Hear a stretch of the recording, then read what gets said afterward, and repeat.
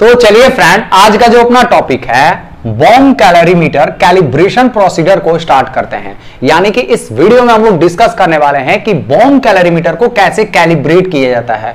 तो bomb calorimeter को calibrate करने का मेन पर्पस क्या होता है कि इस बॉम्ब कैलोरीमीटर के अंदर जो हम लोग पानी फिल करते हैं, यानी इस बकेट के अंदर जो हम लोग वाटर रखते हैं, इसका एक फैक्टर निकालते हैं।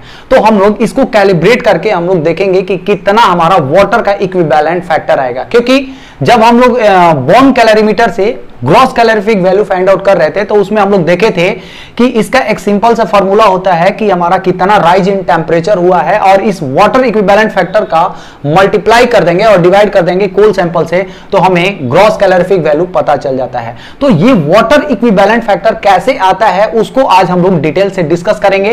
तो हमारे साथ बने रहिए, पूरे एंड तक वीडियो देखिएगा, बहुत ही इंफॉर्मेटिव वीडियो होने वाला है। तो चलिए इस वीडियो को करते हैं स्टार्ट।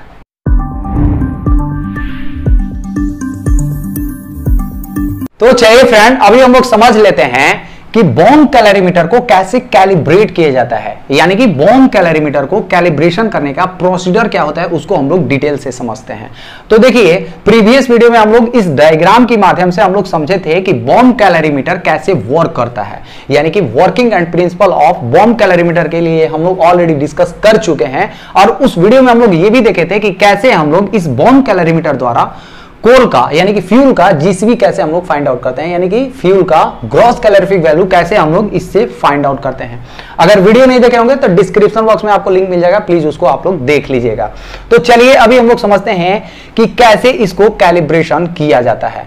तो उम्मीद करता हूं ये डायग्राम आपको अच्छे से समझ में आ गया होगा, क्योंकि ये क्या है, हमारा बॉम्ब कैलोरीमीटर का डायग्राम है और इसी डायग्राम के माध्यम से हम लोग देखेंगे कि कैसे इसको कैलिब्रेट किया जाता है। तो देखिए, इस डायग्राम में आपको 3 ठो कंटेनर दिख रहा होगा, जिसमें सबसे पहले आपको ये ब्लैक कलर वाला कंटेनर दिख रहा होगा और इसके अंदर आपको एक ब्लू कलर का कंटेनर दिख रहा होगा और इसके अंदर आपको एक ग्रीन कलर का कंटेनर दिख रहा होगा। तो हम लोग प्रीवियस वीडियो में इसको डिटेल से समझे थे कि ये क्या है। तो देखिए, अभी हम लोग थोड़ा सा समझ लेते हैं। ये जो आपको ब्लैक कलर का दिख रहा है ना, ये क्या होता है, ये हमारा इंसुलेटिंग जैकेट है। ये क्या करता है, इंसुलेशन का काम करता है। यानी कि जो भी हमारा यहाँ पे प्रोसेस होता है उसका कोई भी हीट का एक्सचेंज बाहर नहीं करता है या बाहर का जो टेम्परेचर है उसको अंदर नहीं लाने देता है। मतलब एक तरफ से सिंपली इंसुलेशन का काम करता है, इंसुलेट करके रखता है ये सिस्टम को। ठीक है। और देखिए, ये ब्लू वाला और ब्लैक वाले के बीच में थोड़ा सा गैप रहता है, तो इसको हम लोग बोलते हैं एयर स्पेस। और ये जो ब्लू वाला देख रहे हैं इसको हम लोग क्या बोलते हैं, बकेट बोलते हैं। यानी कि एक बाल्टी टाइप का होता है और इसके अंदर हम लोग क्या करते हैं, वाटर फिल करते हैं। ये वाला हमारा क्या है, इस बकेट के अंदर वाटर है और इसके बाद हम लोग इस पानी के बीचों बीच में हम लोग ये वाला ग्रीन वाला रखते हैं, जिसको हम लोग बोलते हैं स्टील बॉम्ब। देखिए, मैं यहां पे राइट डाउन किया है, ये क्या है, हमारा स्टील बॉम्ब है। और इसी बॉम्ब के अंदर हम लोग क्या करते हैं, जिस फ्यूल का हम लोग को जीसीबी फाइंड आउट करना है उस फ्यूल का यहां पे कंबस्शन करवाते हैं। तो ये जो हमारा स्टील बॉम्ब है, देखिए इसमें रेड कलर का 2 ठो वायर आया है, जिसको हम लोग क्या बोलते हैं, इग्निशन वायर कहते हैं। और ये जो इग्निशन वायर है ये हमारा स्विच बोर्ड से कनेक्टेड रहता है, यानी इलेक्ट्रिकल बोर्ड से कनेक्टेड रहता है। जैसे ही हम लोग वहां से स्विच ऑन करते हैं तो इसके अंदर पावर सप्लाई आने लगता है। और देखिए, ये जो वायर है, 2 वायर आया है, इसके बीचों बीच में यहां पे ये जो ब्लू कलर का आप देख रहे हैं इसको हम लोग बोलते हैं नाइक्रोम वायर। ये क्या है, हमारा नाइक्रोम वायर है। और इस नाइक्रोम वायर से एक हमारा कॉटन थ्रेड यानी कि जो हमारा धागा होता है वो कनेक्टेड रहता है। और ये जो ब्लैक कलर का आप देख रहे हैं ना, इसको हम लोग क्या बोलते हैं, क्रूसिबल बोलते हैं। ये हमारा क्रूसिबल होता है और इस क्रूसिबल के अंदर हम लोग सैंपल को रखते हैं। तो अभी हम यहाँ पे क्या लिखे हैं, सैंपल, यानी कि इसके अंदर हम लोग कोल रखते हैं। ठीक है। और देखिए, ये जो हमारा मतलब स्टील बॉम्ब है इसको हम लोग फुल्ली आइसोलेट करते हैं। तो देखिए, इस स्टील बॉम्ब को फुल्ली आइसोलेट करने के लिए इसके ऊपर में एक थ्रेडेड कैप रहता है। जैसे ही हम लोग ये क्रूसिबल के अंदर सैंपल रख देंगे, नाइक्रोम वायर इससे थ्रेड से कनेक्ट कर देंगे, उसके बाद हम लोग इसको क्या कर देते हैं, फुल्ली आइसोलेट कर देते हैं। मतलब इसको पूरा तरह से अच्छे तरह से पैक कर देते हैं। और देखिए, ये स्टील बॉम्ब से एक हमारा यहाँ पे एक लाइन आपको कनेक्ट दिख रहा होगा जो कि ऑक्सीजन सप्लाई है, क्योंकि हम लोग को फ्यूल का कंबशन करवाने के लिए ऑक्सीजन का जरूरत होता है। तो यहां से हम लोग इस बॉम्ब के अंदर ऑक्सीजन प्रोवाइड करते हैं। और देखिए ये जो हमारा स्टील बॉम्ब के आउटर में ये जो हमारा बकेट है इसके अंदर हमारा क्या है, पानी है, और इसमें दो इंस्ट्रूमेंट आपको दिख रहा होगा, जिसमें एक है हमारा ये स्ट्रीयर, जैसे कि इसके नाम से ही पता चल रहा है स्ट्रीयर क्या करता है, ऐसे रोटेट करते रहता है, जिससे ये पानी को क्या करता है, धीरे धीरे स्लो मोशन में मतलब रोटेट करवाएगा, जिसके चलते ये जो वाटर है इसके अंदर इक्विवेलेंट टेम्परेचर मेंटेन रहेगा। यानी कि यूनिफॉर्म वे से इस वाटर का टेम्परेचर मेंटेन करने के लिए इस पानी को क्या करता है, धीरे धीरे मतलब रोटेट करवाता है। और इस वाटर का टेम्परेचर मेंटेन करने के लिए यहां पे दूसरी साइड में देखिए आपको थर्मोमीटर लगा हुआ है। ये थर्मोमीटर बताता है कि इस वाटर का टेम्परेचर कितना है, यानी कि इग्निशन से पहले इनिशियल कंडीशन में हमारा टेम्परेचर कितना है, जब यहां पे इग्निशन होगा तो यहां पे क्या होगा, हीट का एक्सचेंज होगा, तो क्या होगा, इस वाटर का टेम्परेचर बढ़ेगा, तो उसको हम लोग इस थर्मोमीटर से रीडिंग करते हैं। तो ये हो गया। अभी हम लोग को देखना है कि इस बॉम्ब कैलोरीमीटर को कैसे कैलिब्रेट किया जाता है, यानी कि वाटर का जो इक्विवेलेंट फैक्टर है उसको कैसे कैलकुलेट किया जाता है उसको हम लोग समझते हैं। तो देखिए इस बॉम्ब कैलोरीमीटर को कैलिब्रेट करने के लिए क्या करना पड़ता है कि यहां पे इस क्रूसिबल के अंदर जो हम लोग सैंपल लेते हैं, ये क्या है, हमारा कोल सैंपल है। नॉर्मली अगर कोल का जीसीबी फाइंड आउट करना है तो हम लोग क्या लेते हैं, कोल सैंपल लेना है। लेकिन अगर हम लोग को इसको कैलिब्रेशन करना है तो यहां पे हम लोग कोल ना लेकर के हम लोग क्या लेते हैं, तो यहां पे हम लोग लेते हैं बेंजोइक एसिड। यहां पे हम लोग क्या लेते हैं, बेंजोइक एसिड। और इस बेंजोइक एसिड का हम लोग को ऑलरेडी पता रहता है कि इसका ग्रॉस कैलोरीफिक वैल्यू कितना है, तो इसका लगभग आता है 6319 किलो कैलोरी पर केजी। इसका हम लोग को जीसीबी ऑलरेडी पता है। तो यहां पे हम लोग जो सैंपल लेते हैं वो कौन सा होता है, तो बेंजोइक एसिड रहता है, और इसका भी अमाउंट हम लोग कितना लेते हैं, 1 ग्राम लेते हैं, और इसको भी हम लोग टैबलेट फॉर्म में कन्वर्ट कर लेते हैं। यानी कि इसको भी हम लोग क्या करते हैं, फुल्ली टैबलेट बना करके इसके अंदर रख देंगे, और सिमिलर वे से यहां पे नाइक्रोम वायर कनेक्ट करके और इस बेंजोइक एसिड से यहां पे कॉटन थ्रेड को कनेक्ट कर देते हैं। तो यहां पे हमारा ये आ गया। उसके बाद इस स्टील बॉम्ब को हम लोग क्या करते हैं, फुल्ली आइसोलेट कर देते हैं, यानी कि इसका ढक्कन हम लोग बंद कर देते हैं। अब यहां पे हमारा फ्यूल हो गया। अब हम लोग को क्या चाहिए, यहां पे ऑक्सीजन चाहिए। तो यहां से हम लोग ऑक्सीजन क्या करते हैं, प्रोवाइड करते हैं। ये वाल्व जैसे ही ओपन करेंगे तो इसके अंदर ऑक्सीजन आने लगता है। तो यहां पे हम लोग ऑक्सीजन सिलेंडर से ऑक्सीजन प्रोवाइड करते हैं। तो यहां पे हम लोग कितना ऑक्सीजन लेते हैं, तो देखते हैं कि हमारा 30 से लेकर के 40 psi तक हम लोग इसके अंदर ऑक्सीजन का प्रेशर रखते हैं। यानी कि ऑक्सीजन का प्रेशर यहां पे कितना रहेगा, 30 to 40 psi। इसका मतलब कि 2 से 3 kg पर सेंटीमीटर स्क्वायर इसके अंदर ऑक्सीजन का प्रेशर रहता है।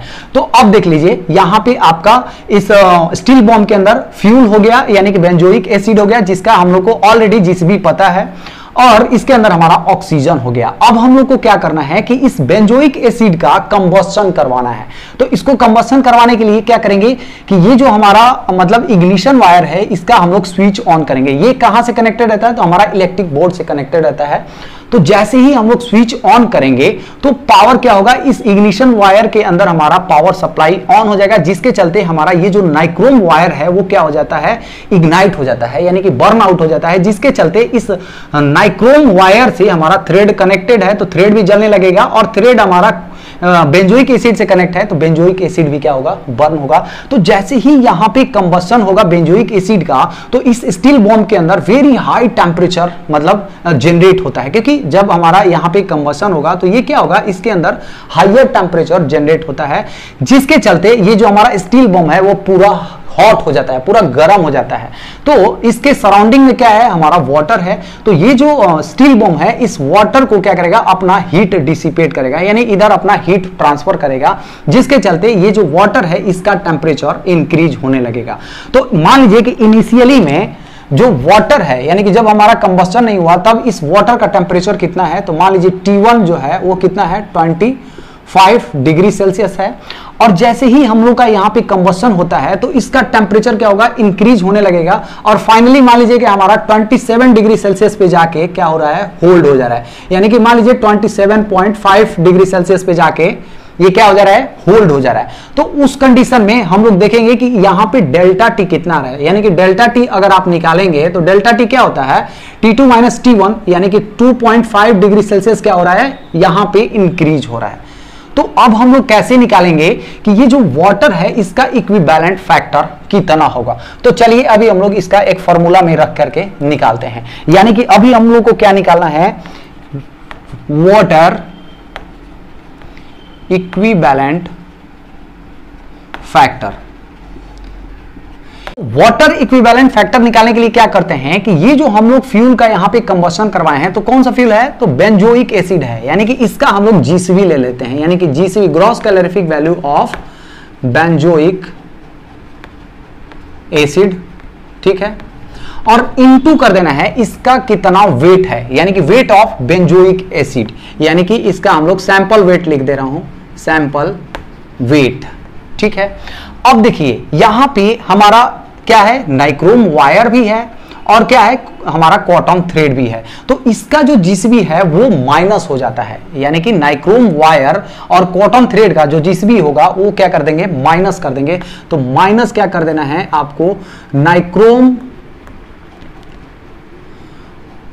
Wire plus cotton thread GCB, ठीक है, और डिवाइड क्या कर देना है आपको, डिवाइड कर देना है कितना हमारा राइज इन टेम्परेचर हुआ, यानी कि रेज टेम्परेचर, ठीक है। तो अब हम लोग इसको कैसे कैलकुलेट कर सकते हैं, तो चलिए अभी हम लोग इसको कैलकुलेट करके देख लेते हैं कि हमारा इक्विवेलेंट फैक्टर कितना आया है। तो देखिए इसको कैलकुलेट करने के लिए हम लोग क्या करेंगे, सिंपली इसके अंदर जो जो चीज है उसको हम लोग रख देंगे। तो जीसीबी ऑफ बेंजोइक एसिड कितना है, तो यहाँ पे हम लोग जानते हैं कि इसका स्टैंडर्ड होता है 6319, ठीक है, और इनटू क्या करना है, सैंपल वेट, सैंपल वेट हम लोग यहाँ पे बेंजोइक एसिड कितना लिए हैं, 1 ग्राम लिए हैं, तो 1 कर दीजिए, और यहाँ पे क्या है हमारा माइनस है, माइनस कर दीजिए नाइक्रोम वायर और कॉटन थ्रेड का जीसीबी। तो देखिए नाइक्रोम वायर का जो जीसीबी होता है वो बहुत ही कम होता है, वो कितना होता है, तो लगभग 0.4 किलो कैलोरी पर केजी होता है। 1 केजी अगर नाइक्रोम वायर होगा तो उसका इतना कम हीट जनरेट करता है। सिमिलरली अगर कॉटन थ्रेड का देखेंगे तो इसका लगभग 4 to 5 किलो कैलोरी पर केजी होता है। तो अगर हम लोग यहाँ पे तो केजी में नहीं ले रहे हैं वायर, ये तो ग्राम में ले रहे हैं, तो इसका जो जीसीबी होता है बहुत ही कम होता है। तो इसका हम लोग मान के चलते हैं 0.015 के करीब में मान के चलते हैं। तो इसमें से हम लोग को माइनस कर देना है और डिवाइड कितना कर देना है, तो आपको राइज इन टेम्परेचर, तो राइजिंग इन टेम्परेचर हमारा कितना है, rising in temperature 2.5 degree Celsius है, तो 2.5 कर दीजिए। तो जब हम लोग इसको सॉल्व करेंगे तो कितना हो जाएगा, इसको हम लोग देख लीजिए, मतलब 6319 इंटू 1 और माइनस कर देना है इतना और डिवाइड कर देना है 2.5 से, यानी कि सिंपली आप ये बोल सकते हैं 6319 डिवाइड आप बोल सकते हैं 2.5, तो वैल्यू कितना आ जा रहा है 2527, 2527.6। ये क्या हो जाएगा, हमारा इक्विवेलेंट फैक्टर होगा, यानी कि ये जो हमारा फैक्टर आया वो कितना आया है 2527.6।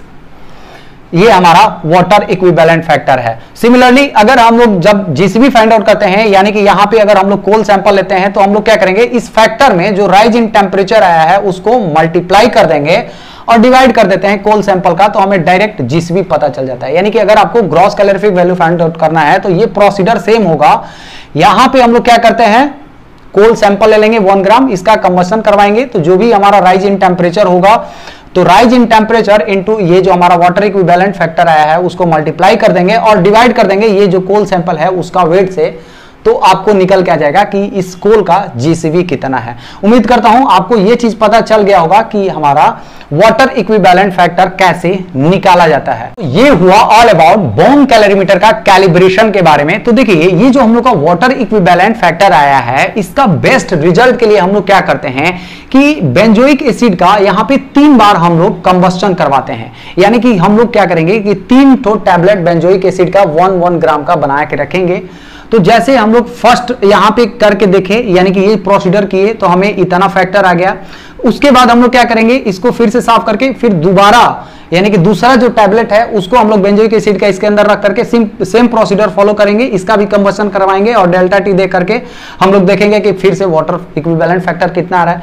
फिर उसके बाद हम लोग तीसरा टैबलेट को रख करके इसके अंदर फिर से कंबशन करवाएंगे और देखेंगे कि हमारा ये राइज इन टेम्परेचर कितना आ रहा है और वाटर इक्विवेलेंट फैक्टर कितना आ रहा है, और तीनों को हम लोग जोड़ देंगे। मान लीजिए किसी में 2527 आ रहा है, किसी में 2550 आ रहा है या किसी में 2500 आ रहा है, तो तीनों को जोड़ करके 3 से डिवाइड कर देंगे तो हमें एवरेज वाटर इक्विवेलेंट फैक्टर मिल जाता है और वो होता है एकदम एक्यूरेट हमारा वाटर इक्विवेलेंट फैक्टर। आप एक से भी कर सकते हैं या बेस्ट रिजल्ट के लिए हम लोग क्या करते हैं 3 बार इसका हम लोग कंबशन करवा के चेक करते हैं। तो ये हुआ ऑल अबाउट। उम्मीद करता हूं ये टॉपिक आपको अच्छे से समझ में आ गया होगा। अगर मेरा वीडियो आप लोगों को अच्छा लगा, इंफॉर्मेटिव लगा, तो प्लीज मेरे वीडियो को लाइक कर दीजिए। अगर मेरे चैनल पावर पॉइंट डिस्कशन में आप लोग नए हैं तो प्लीज मेरे चैनल को सब्सक्राइब कर दीजिए। चलिए friends, thank you so much.